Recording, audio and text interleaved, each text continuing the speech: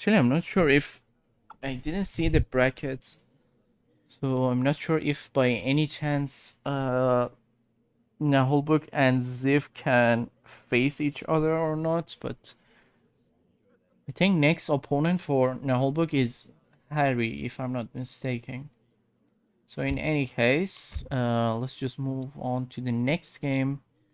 And let me just do this and let's go. So we have Zivearia versus Andi. So this is an interesting matchup actually. I mean, you would love to see some saves that are not actually OP or even strong in a tournament like this, or even in a competitive match. So both sides going for tier 3 saves. Andy on Ottomans, Zev on Russia. This can be in either side's favor depending on how either side fight. So if Ottoman by any chance force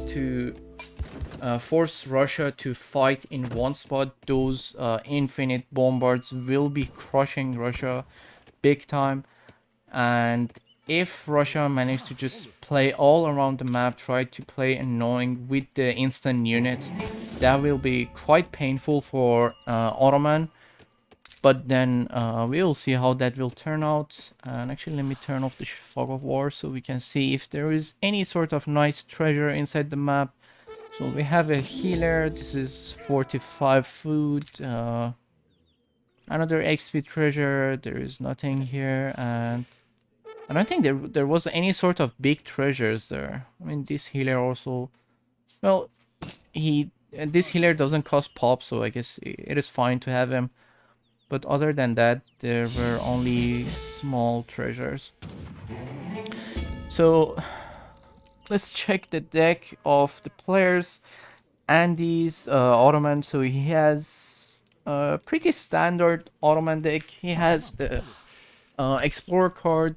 He's not going for the building HP, which I really love, especially in a 1v1 match as Ottoman. It would be quite useful, those building HP, just because with the battlefield construction that you have, you will be spamming quite a lot of building, and also those that building HP will boost your outpost and walls at the same time as well, which is quite nice to have. And he's going for the 7 TC strat, so we can probably expect some big will delete for the start fight or even during the fight. So while you do that, and since you have 7 town centers, well, for the start fight you will be having 5 town centers, unless you just unless you decide to sacrifice another card just to send 7 town center before the start fight at 14 minutes, which I don't think that's a wise idea to do. So with 5 town centers, again, that is quite nice to have. You will be able to replace all of your villagers for free as Ottoman, but then again, at the same time, your Janissaries are quite slow in terms of training, and also your Abuskan is also slow as well. So he's also having the light artillery hit point card, which applies for Grenadier and Abuskan.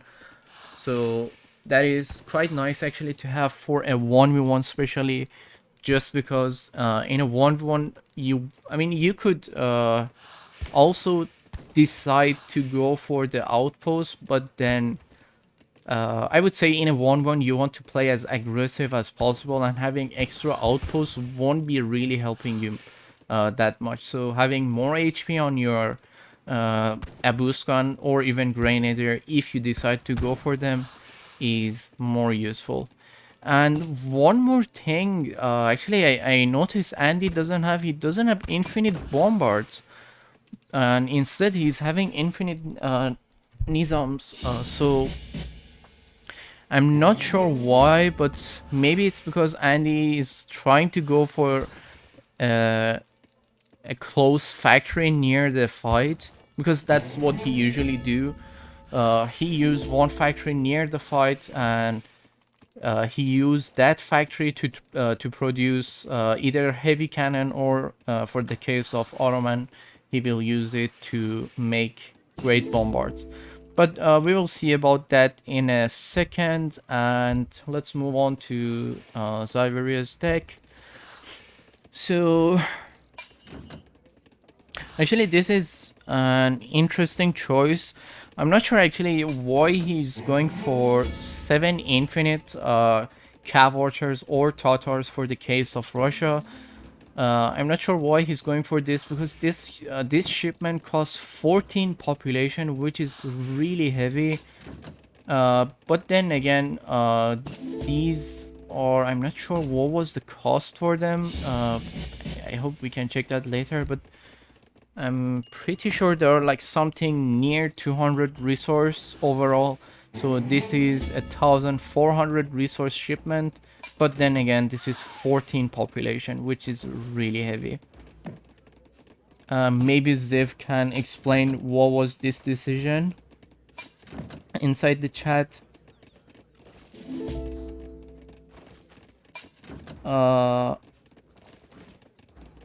Oh, it's 100 food, 60 gold. Okay, thank you, Rancor. But then, Ziv, can you explain why you decided to go for this rather than, I don't know, infinite coin, infinite falconet, or even like something else?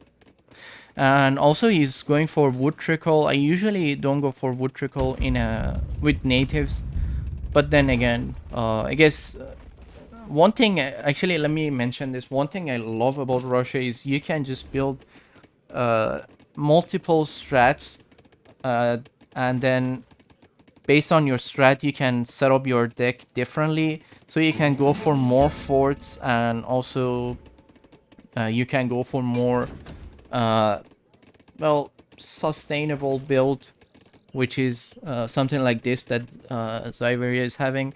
So he's going for wood trickle. He's not having any additional extra fort, so he's just having one fort which is placed here. Probably he will be upgrading this, and later after he send this, and also of course after he send this card as well, he will be setting up one fort with the musketeers and try to apply some pressure anywhere inside the map, depending on where he's planning to go for. The reason that I mentioned this, it's because this card will make the forts and walls and also the TCs build faster, and also the blockhouses. So I would say before you send this card, if you try to build the forts with the musketeer, they will build quite slow. So that's why I usually try to go for the fort builds after I send both of these cards together. All right. How is more efficient if you get the bombard from an infinite shipment? Well, I don't know. Okay, so this is what I was talking about regarding Andi. So he's placing his factory here, and it is, I would say it's really risky, like super, super risky. If by any chance you lose your natives, your factory will be gone like 100%. So enemy just make like few mortars placed either here or here. They can just snipe the factory easily. And also at the same time, let's say even if you want to like make a base setup and also wall, so you can make the walls on this spot. So I mean, considering you want to start with walls in natives first, so just like one layer here, and then there will be like one military building here. So as you can see, there is not much space here that you can wall. So you just wall there, and then there is this factory where you cannot replace it anymore.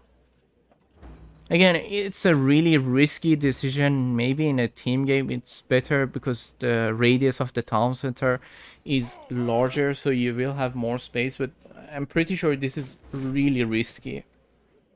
I don't think it's really worth to do this, but then that is his decision. And also, I'm not sure why is he...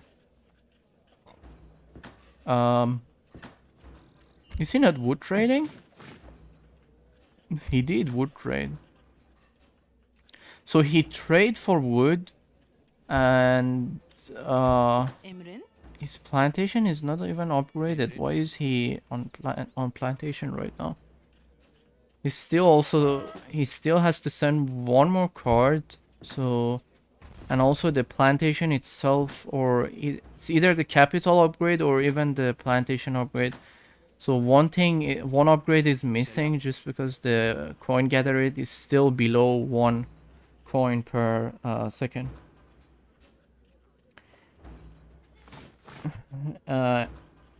Execution is just bad by me. Nizams did all mosque heavy saves like Russia, Sweden. Yeah, but then I don't know. I feel the bombard shipment is a really good shipment just because it doesn't cost any coin. Oh well, as I was saying, both of these upgrades were missing, so basically 2 upgrades were missing, and he's actually taking them right now. And will he actually have enough space? He might have to delete one of these meals to build another plantation. But then we will see what he will do. Or I don't know, maybe he'll just put like 10 villager on each of these. So he won't have to waste any more space inside his economy. But we'll see about that later. So he's still training bombards. So he has 6 bombards, 1 more is coming, so that will be 7 plus the one that you get from the church card overpop. So that will be quite a lot. And actually, I don't know if he's planning to go for the wheel delete or not, but and one more thing that he's doing by mistake, I feel he should have just sent this plantation card. So the gather rate on the gold will be boosted. You can just debate on the arsenal to send it later during the fight.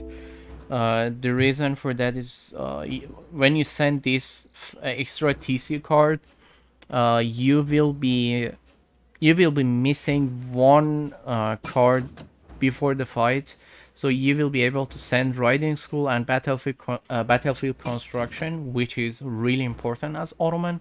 You always should have this before the fight. So you send those two and then send these as well, and send the arsenal later during the fight. But I'm not sure actually. I'm not sure if he's planning to go for the wheel delete or not. But seeing this as Russia, I'm pretty sure they've already saw these. Yeah, he already saw those. And also he already knows the factory placement. So he can... I would say he can easily split with Russia against this threat. So once you do that with Russia, so all of these bombards will be kind of useless. I mean, consider just like all of enemies units are just over the other side, and you have all these bombards. Of course, you can push into natives, but then at the same time you will be losing your base, I guess. And actually, let me put on normal speed. I forgot to show the player cards. So now we have Andi. So once again, the deathmatch player. Probably all the deathmatch players know Andi. And well, in terms of booming, he is going with 3 out of 10, art micro 5 out of 10, unit composition 6 out of 10, position and micro 6 out of 10, creativity 4 out of 10. Actually, for this artillery from the factory, I would actually go for like 6 out of 10 for creativity. But splitting abilities 4 out of 10, I can actually confirm that he's not really good at splitting. Lowest handling 4 out of 10, pushing skill 2 out of 10, consistency 5 out of 10. And also regarding the pushing skill, I would also give him a bit higher than 2 out of 10 because he's good at pushing. And now we move on to Zivearia. So everyone knows Ziv just loves his keyboard and also have some relationship with his own keyboard. If you watch his stream, you probably can hear that relationship with his keyboard. And also at the same time, just because of that 10 out of 10 artillery micro, some people are saying that he's to marry a Kuvrin someday soon. So that is still to be decided. We are still not sure when is that happening. But booming skill 8 out of 10, unit composition 9 out of 10, position and micro 8 out of 10, creativity 9 out of 10, splitting ability 8 out of 10, lowest handling 9 out of 10, and pushing skill and consistency 9 out of 10. So as you can see by these ratings, he's a super solid player. You do not want to do any sort of mistake versus him because he knows what he's doing, and if you do any sort of mistake, you will be executed easily. And actually, I'm quite surprised Ziv is going for 5 coverings for this. Oh, 6 coverings for the start fight with Russia. I suppose he's just trying to go for the heads up fight at this spot and then just try to hold the natives, and then we will see what he will do later on. And is Andi actually going for any sort of will delete yet or not? I don't suppose he's going for it because his coin is really low. I'm not sure if he will do anything, but it doesn't seem like Ziv is trying to go for any sort of side push or anything. So I assume with this combo that he has here, he will be just trying to defend the natives. And we will see what he will be doing. He also has 3 horse art, so that will be actually quite useful against these Jans. And one more thing, you also have to consider that the church overpop is still to be going up. Oh, actually, there we go. We already have the will delete by Andi. So he killed all the food villagers, which is rather interesting. So all of these villagers will be stayed in the queue. And actually, I really wish he was using the battlefield construction to build these buildings rather than the villager. I don't know why he doesn't have the battlefield construction. But also at the same time, you have to consider that before the fight, he should be switching some more villagers into this side from coin, so that will be another downside to his economy, but then we will see what he will do about that. Let's go 10 bombers. I cannot wait to see the starting shot from these into infantry, but I don't suppose they will be going forward. But actually, I'm not sure why, but Ziv could easily go for the 1 million Cossack strat. He could actually go for that easily. It's not like the Janissaries will be able to control the Cossacks easily. So he could easily go for that. After the Cossacks are dead, then just train again. So since Russian units train instantly, so it won't be much of a big deal. But then again, he's trying to control natives. As you can see, he's lined up here, and also he used some militmen here just to make some attraction for the start fight. And also, let me make a pause. I'm really glad I did it. Okay, so in terms of scouting, as you can see, Andy knows what's going on in terms of the base setup for Ziv. He just not have any idea what's going on here, but still that's fine. He knows everything about the side base and the central base. And in terms of Ziv, well, this is not the scouting that I was expecting from Ziv, but all right. Maybe I don't know what he was doing during the game, but he usually have better scouting than this. But aside from that, let's check the start fight units. So we have 48 Janissaries, 15 Nizams, and well, these Militmen won't be doing much. I really hope Andy will be just walking forward with these Militmen at the same time as the Hussars are going in. So I hope that will be happening, and also 10 bombards and also 1 mortar. And Ziv actually has 1 mortar at the center, 1 Cossack here, just to know what's going on here. He's trying to close the gap ASAP. Same goes for Andy. And also, well, the rest of the units from Ziv, we have already seen that. So 6 Covering, 3 Horse Art, the rest are just the Musketeer, and also 1 mortar here, and 1 mortar at the center, and 1 Cossack at the side. So let's see how does the start fight goes. Ziv is just a bit overwhelmed with booming Russia. Yeah, I know. Oh, what was that? Why did you walk in with those bombards? Oh my god. Damn. I mean, look at this already. He already lost quite a lot of bombard, and also he doesn't have... Okay, he actually have battlefield construction already. I thought he forgot about that completely, but apparently not. But, well, as you can see, in terms of food, he's kinda going down quite fast, but all of the TCs are just going into the meals. But then at the same time, he has few villagers here trying to control, and they should be actually fine. And also he's trying to wall off these areas. Ah, thank you, waifu. I was wondering why everything is going fast and I'm not saying anything. Thank you for mentioning. Yeah, thank you.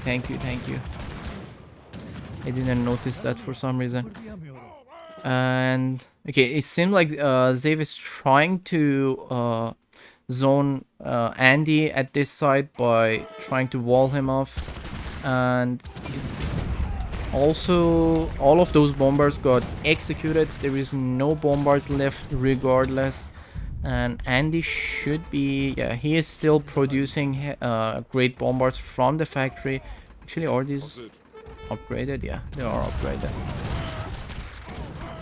Alright, so these Jans are he's just making bunch of Janissaries. I mean, it's not a bad idea at this point.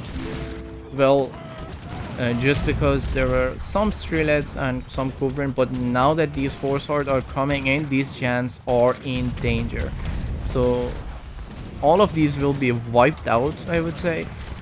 And also Andy should be making some Coverings soon, because he really needs the Covering. Or even something to get rid of these Coverings from Zivearia. Because if not, he won't be able to use the bombard at all. And actually he's having all these units here, and also the native is not upgraded. I hope he will notice that soon and upgrade it. And the coin card is still not sent yet, and also the same goes for the native warrior card. And it seems like Zivearia is trying to apply some side base, applying some pressure to the side base, but there are plenty of buildings, and also 2 hussars are getting stuck here. So let's see if Andy managed to check that before it's too late or not. But in terms of score, as you can see, Andy is already dropping quite fast just because of that early build elite. But then his villagers are recovering soon, so he should be fine in terms of villagers, but then he should be really working on into artillery. And for some reason I was seeing this as 6 covering, I don't know why. Okay, so Andy just trained some covering. One of them got shot at the start before even he managed to do anything with it, and now he's just pulling back and trying to play as defensive as possible. And actually Zev has one villager, his explorer here. I'm not sure what he's trying to do. Maybe it's just distraction. And also one stable is up here, and that is all. And this one was another stable, but it didn't manage to go up in time. Alright, so this native post is almost up by Andy, but the villager probably died before it goes up completely. And now Zev is trying to press this slowly without any let's say aggression. So he's trying to be patient as possible, because he already knows there are a bunch of great bombers sitting there, so he does not want to walk into those. But apparently he did, and I guess he's trying to make the distraction for Andy's covering, so he can just take them off easily. And now it seems like Ziv is trying to go for somewhere else. Oh, never mind. Because I see the units were missing for a while. I thought he's just trying to go and apply pressure on the other side of the map. And well, meanwhile also he has 7 Cossacks at the center and 5 Cossack at the side, 10 Musketeers also at the side. He's missing something though. 4.14. Oh yeah, I was wondering why the Musketeers are not going as fast as they should. So the speed upgrade is missing on Ziv, so you should have had that, because that will probably help a lot, especially in Russia where you just spam too many infantry, so that will be quite useful. Let's see if he will manage to take that in time or not. And at the same time, it seems like Ziv is trying to apply pressure into the side. He already managed to wall Andy and tried to make a nice base setup here. One TC is going up at that side, and that TC will be going up soon just because of this card that he has already sent. And at the same time he's trying to apply pressure into natives. He's already down on 87 wills, and his economy is actually fine for now, so he can afford those missing villagers at the time being. And now Andy is having some artillery pieces with some Abuskan, so they will be dying to the Cossack definitely.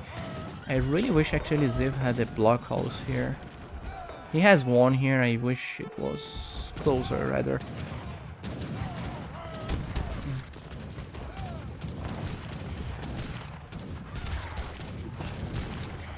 Speed get nerfed. Yeah, next patch this speed upgrade on this native settlement will be reduced to 10%. So now it's 20, so it will be reduced to 10%. I'm not sure why they did that, because well, we had no issue with it in treaty, but apparently they were causing some trouble in supremacy on some of the maps.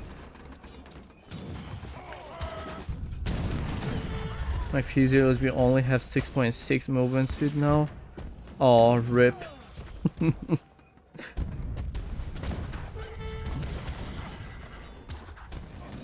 Hurting the 5v5 Mosque battle. Yeah, definitely book.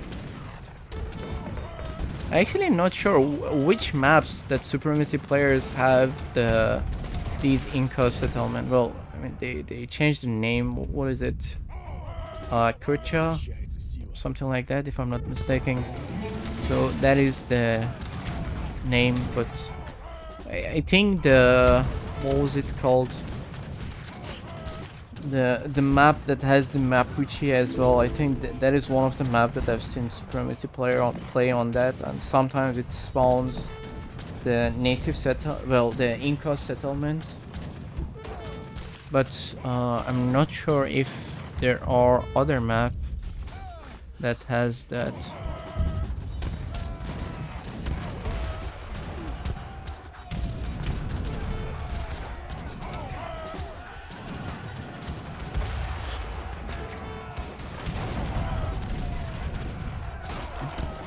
Can't think of even Amazonia, Andes, Grand Chaco, Pampa Sierra. Yeah, thank you, Rancor. Yeah, the Pampa Sierra was the one that I was mentioning. I actually saw a few Supremacy players playing on that map, so I suppose that is one of the reasons that they made this nerf. Because I don't think either of the treaty players or even anyone in the treaty community complained about this upgrade as this native settlement. I don't know why.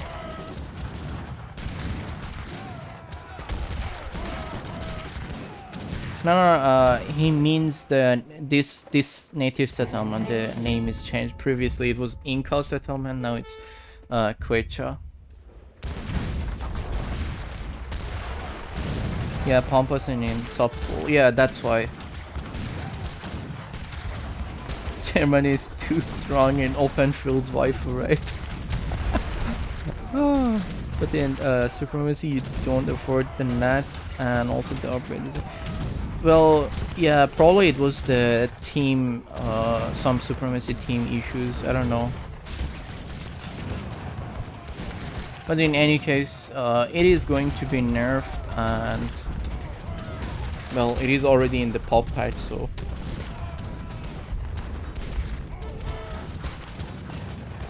must be some ridiculous strat with super fast units running around. Well, the only strat that I can think of is like running with Dobbs and the church card, and I feel that would be rather a meme strat in Supremacy, but I don't know. And well, meanwhile, it doesn't seem like there is any sort of side push going on by Ziv. Now he's mainly concentrated into natives. I really wish he was replacing his fort into this spot with his musketeers, because he already have both of the cards and he can just set up that fort super fast. And also, since Andi doesn't have any mortar to defend against that, so that would have been like quite annoying to deal with by Ottoman. But then again, right now Andi is on a spot where it is too close to his factory, and this is what I was talking about earlier. So I assume after these buildings are gone, Andi will be just resigning, or at least he will have a real hard time, just because his factory will be picked off easily by the mortars and there is nothing that he really can do. And meanwhile, actually he has two mortars trying to break this wall at the side. Maybe he's trying to run in with some Jaegercheres to the side and try to build some buildings there. But we will see about that in a second. And it seems like Ziv already has the complete control over Andi's natives. He should be replacing actually this this blockhouse into Andi's natives, so he will have a blockhouse for the infantry to spawn. Actually, he has one here, but I think if it was at this spot, it was better. But still, it is fine. It's not a big deal. Yeah, he can send them rather close. And also, there we go. This is the moment I was talking about. The factory is getting sniped and it is already down. So goodbye to that factory. Rip. And so now on, yeah, there we go. We have the GG already. I mean, as soon as you lose that factory, your only infinite shipment is just infinite nizams. And well, with infinite nizam, you cannot do really much against Russia. So it was an interesting matchup. I don't know what went wrong on Andy. Probably he could have done that better. Stop calling him Zivearia. It's Titanic Spider.